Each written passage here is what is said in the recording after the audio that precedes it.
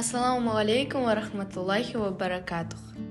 Священный месяц Рамадан будет большим благом сделать обзор на прекрасную мечеть, которая является домом Аллаха, под названием Ах-Мешит или Белая мечеть. Такое название новое сооружение получило из-за белой мраморной облицовки. Открытие состоялось в 2018 году. Мечеть находится в Алматинском районе столицы по адресу улица Коблан-де-Батыр, 3. По замыслу архитекторов у новой мечети вместо традиционных 4 только 2 минарета. Само здание состоит из 2 сооружений. Это медресе на 75 мест и мечеть, которая в пик посещений может вместить более 1000 человек.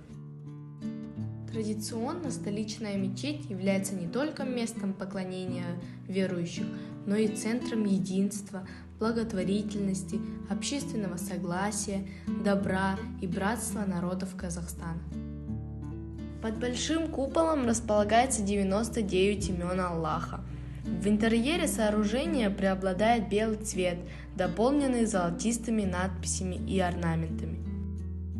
Мечеть способствует духовному развитию человека и формирует нравственные ценности. Здесь мы находимся в основном зале, а выше, на 2-м уровне, располагается женская молитвенная зона. 2-й этаж предусмотрен прямо над входом в здание. Слева от центрального входа располагается комната бракосочетания. Здесь также имеется зал для чтения Корана, помещение для омовения, даретхана, а также внутренний проход в медресе. Медресе включает в себя 9 аудиторий для проведения занятий и 28 комнат для проживания учащихся и преподавателей. С обратной стороны мечети на 0-м этаже находится ресторан, рассчитанный на более 150 мест. На прилегающей к мечети территории предусмотрены парковочные места.